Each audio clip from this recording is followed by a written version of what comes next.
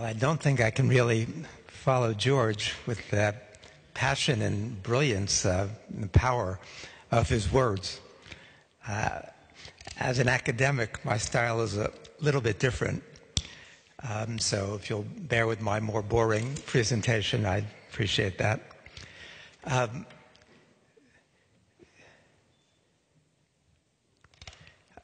Today, you might have noticed, or you probably didn't notice, I was watching BBC today, watching the news, and the scroll line said that Britain was sending 440 troops to Afghanistan. It wasn't discussed at all. All the talk on the news today was about the World Cup. It was all about football. And then the scroll line said that 440 more troops were going to Afghanistan.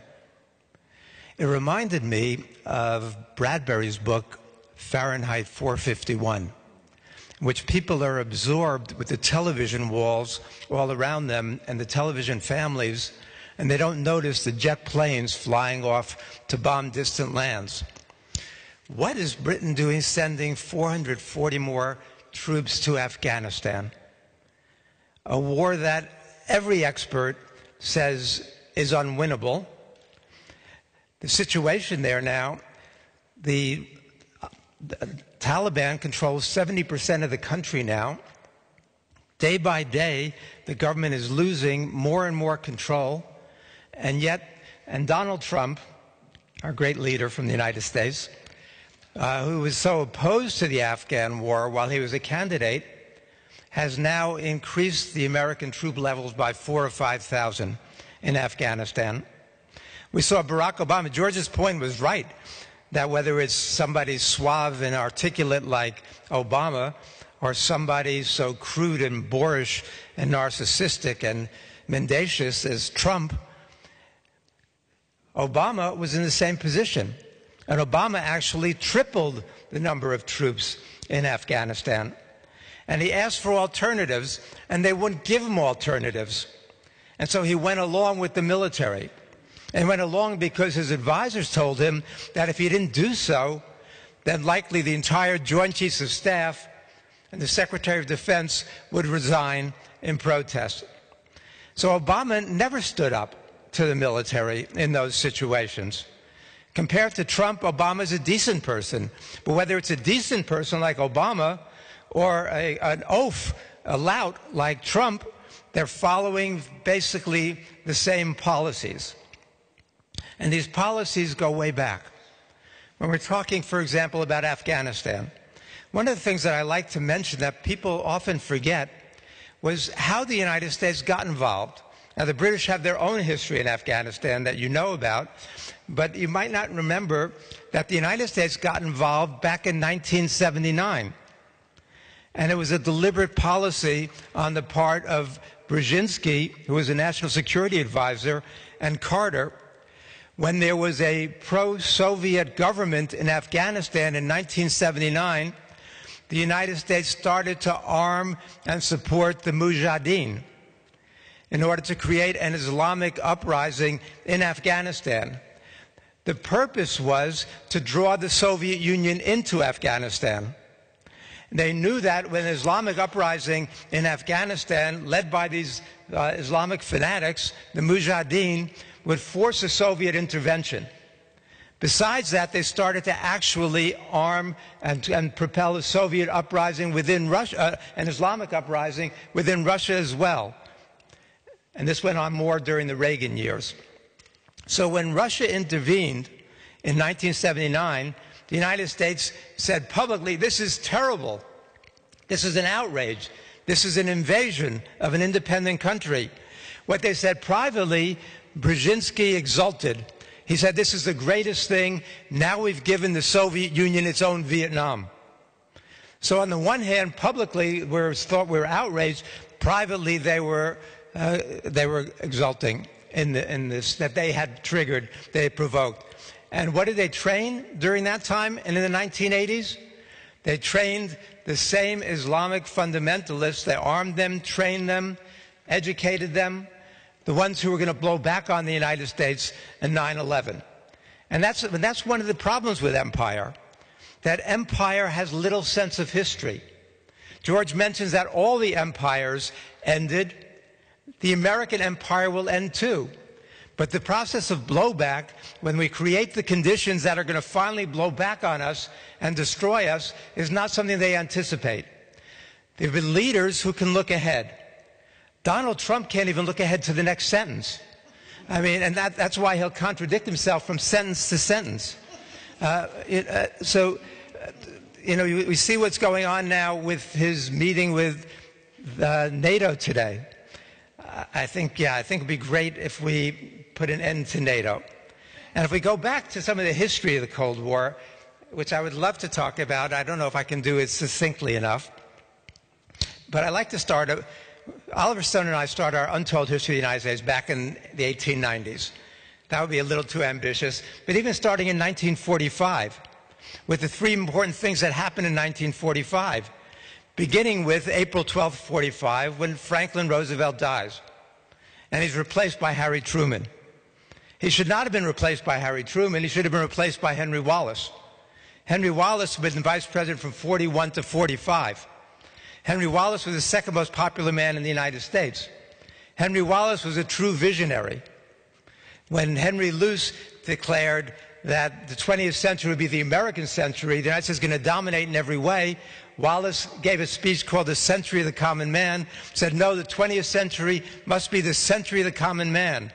And he called for a worldwide people's revolution in the tradition of the American Revolution, the French Revolution, the Latin American revolutions, and the Russian Revolution. And he said that we have to end colonialism, end imperialism, end exploitation, end monopolies and cartels, spread the fruits of science and industry around the world. Do you know who opposed him in 1944 when he was up for renomination as vice president? Winston Churchill. In fact, Winston Churchill put Roald Dahl, the author who you might know, as a spy in order to report back from Washington to London about what Henry Wallace was doing. And Roald Dahl stole a pamphlet that Henry Wallace wrote denouncing British and French colonialism, and he snuck it off to the embassy, and they conveyed it back to London, and they snuck it back into the Marsh's home where Roald Dahl had stolen it from. So the British were putting a lot of pressure on Roosevelt to drop Wallace from the ticket. But that wasn't only the British fault.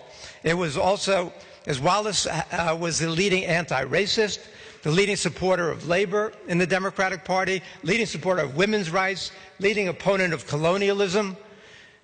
He had a lot of enemies. He said that America's fascists are those people who think that Wall Street comes first and the American people second. Now we call them Democrats and Republicans. But back then they were considered America's fascists. And so the fact that Truman, when the Democratic Convention began on July 20th, 44, Gallup released a poll asking potential voters who they wanted on the ticket as vice president. 65% said they wanted Wallace back as vice president. 2% said they wanted Truman. How did Truman get the nomination? How did Truman take over when Roosevelt died on April 12, 45? And it was Truman who legitimized or authorized the dropping of the atomic bombs on Hiroshima and Nagasaki, which was crucial to the start of the Cold War, which was unjustifiable in any sense. 7 of America's 8 five-star admirals and generals in 1945 are on the record saying the atomic bombs were either militarily unnecessary, morally reprehensible, or both. William Leahy, the chairman of the Joint Chiefs of Staff, and who was Truman's personal chief of staff, said this was a barbaric act that put us back on the level of barbarians of the Dark Ages. He said the war was already over. They were trying to surrender. All the American leaders knew that, but they dropped the bomb not on Japan, but on the Soviet Union, to warn the Soviets what would happen if they interfered with America's plans in Europe or in Asia. And the Soviets knew that and interpreted precisely that way.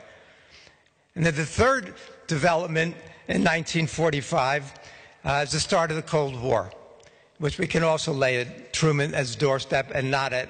Wallace was opposed to it in every way and fought against it. But if we move a little further in history, we move to 1949 or 1950.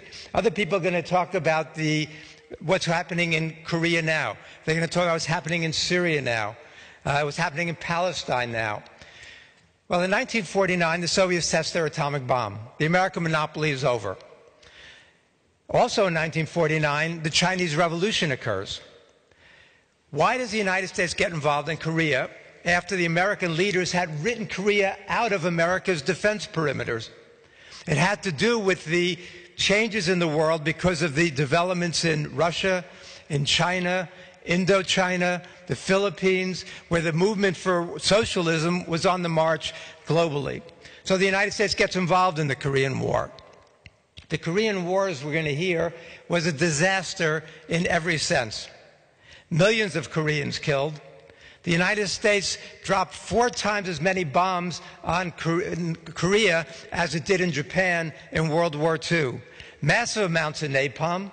In fact, the British Army yearbook said in 1951 that South Korea had been eliminated as a country. It says South Korea no longer exists as a country because of America's bombing. The Americans flattened every city in North Korea and South Korea. The British were strong supporters of the Korean War as a United Nations effort. Churchill said when the war ended, he said, I had never even heard of Korea till I was 74 years old. He said the important thing is not Korea. He said the important thing is that the United States rearmed. And the United States rearmed based upon a document called NSC 68, which led to one of the founding documents of the Cold War. And when it was introduced before the Korean War started, there was no chance it was going to succeed. After the Korean War was fought, this gets implemented. And it calls for the U.S. quadrupling its military spending. It calls for the U.S. now looking at the world, not based upon what the Soviet Union is likely to do in a rational sense, but what the Soviet Union is capable of doing if it was run by the most malevolent people on the planet. And that's the kind of thinking that has existed ever since then. Whether it's the Defense Planning Guidance from 1992, the great neocon statement, or the Project for a New American Century, the same kind of thinking has dominated the United States ever since that period. Other kinds of things that people are going to talk about. We're going to hear 2 people tonight lay out the horrors of what's going on in Syria. Well, how did things get so bad in Syria? What is the context in which this occurs? The context begins with a 6-year drought that destroyed agriculture in Syria. In some areas, 75–80% of the farmers went bankrupt.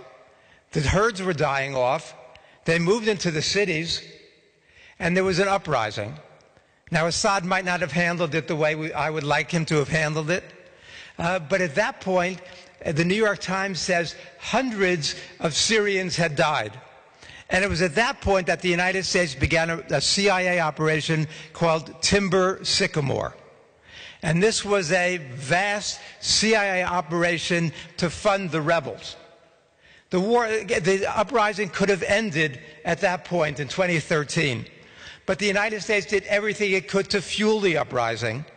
And it sent, again, like it did in Afghanistan in 1979, it sends the arms to the rebels, to Islamic extremists there again, and creates a situation where at that point the leaders of the Islamist movement in Syria said that they had no support and that this movement was dying off. The United States then pours hundreds of millions of dollars into it, creates an opposition. Now there's more than 500,000 people dead there, and a crisis that, again, has not looked like it's beginning to be solved unless somehow Putin can talk sense into Trump.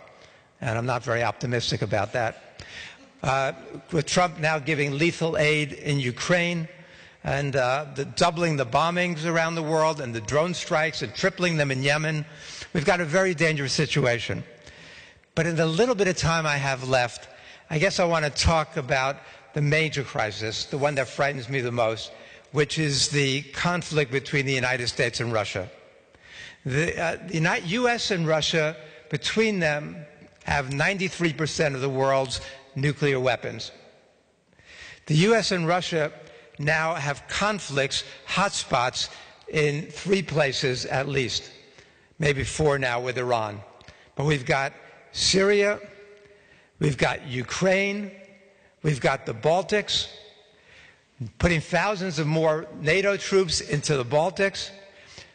Do people really believe that Russia is going to invade Estonia and Lithuania and Latvia? But the U.S. plays on those fears. And the U.S. has drummed up the fears in those countries in order to create the paranoia that's going to justify this massive increase in NATO troop expenditures and troops being sent. So Putin and Trump are going to be meeting in a few days. It's a good thing. Anything that can be done that's going to improve relations between the United States and Russia is a good thing. Talking is a good thing. But the confrontations are real. And the threat of war is real. In 2000 and earlier this year, in 2018, the Bulletin of the Atomic Scientists moved the hands of the doomsday clock to 2 minutes to midnight. That's the closest we've been to doomsday or nuclear war since the early 1950s. 2 minutes to midnight. And they were looking at the crises, the conflict between the U.S. and Russia especially, also the Korean crisis, also the Iranian situation. And the world is in a very precarious place right now. What we know from the latest studies on nuclear winter is that even a limited nuclear war between India and Pakistan, in which 100 Hiroshima-sized nuclear weapons were used, would create a partial nuclear winter and up to 2 billion people would die in a limited nuclear war between India and Pakistan with 100 nuclear weapons. And the studies are based upon what happens when you burn cities. What we have now is a world with 14,000 nuclear weapons, not Hiroshima size, but between 7 and 80 times as powerful as the Hiroshima bomb. Even a limited nuclear war would create worse conditions than they projected in those studies. The temperatures on the earth would plunge below freezing, agriculture would die off for long periods of time, and billions, if not everybody, would be eliminated. And so that's the kind of crisis we're confronting now. So when and then you've got somebody like Trump who creates crises.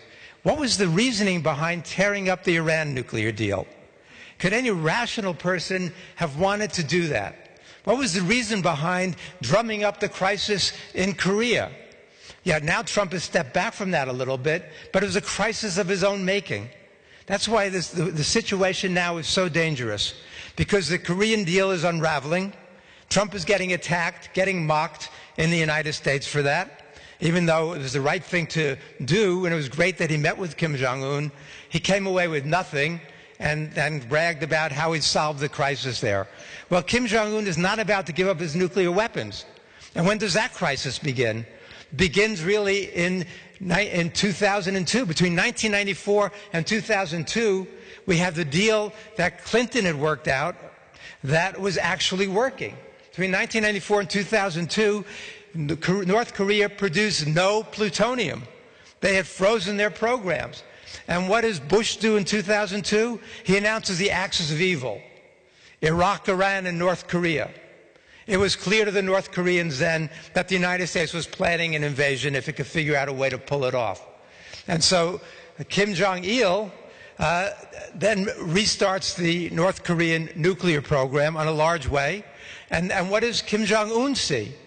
He says that when Saddam Hussein gave up his weapons of mass destruction, he gets overthrown. When Gaddafi gives up his weapons of mass destruction, he gets sodomized and murdered.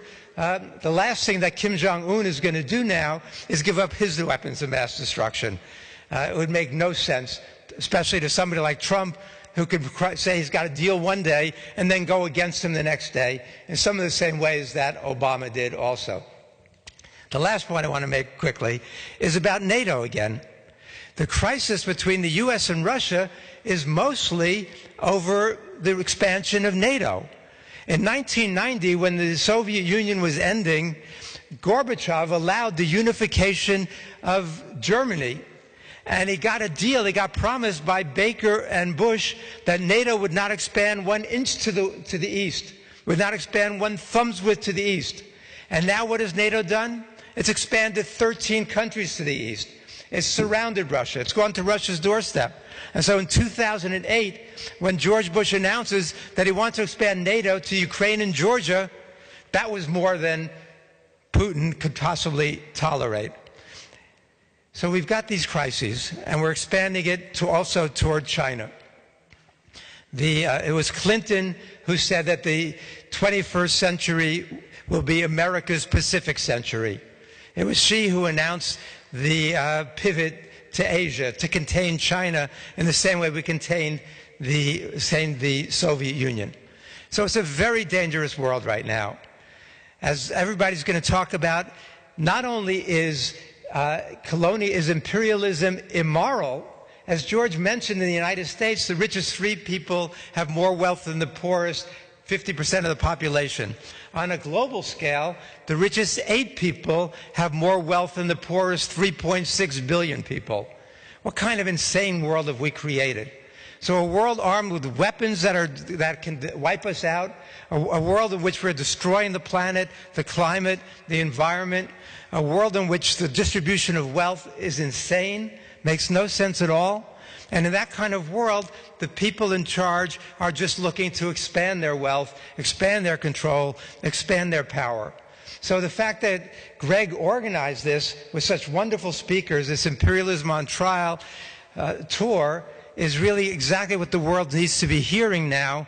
Unfortunately, the world is watching football and ignoring what really needs to be going on. You know, bread and circuses, television walls, mass media, at a time when we need to be coming together as a human species. It's not about Brits, it's not about Americans, it's not about Russians, it's about us as human beings, as inhabitants of this small planet that we share, that we're destroying in a way that makes no sense at all from a human standpoint or in an intellectual standpoint. So anyway, thank you.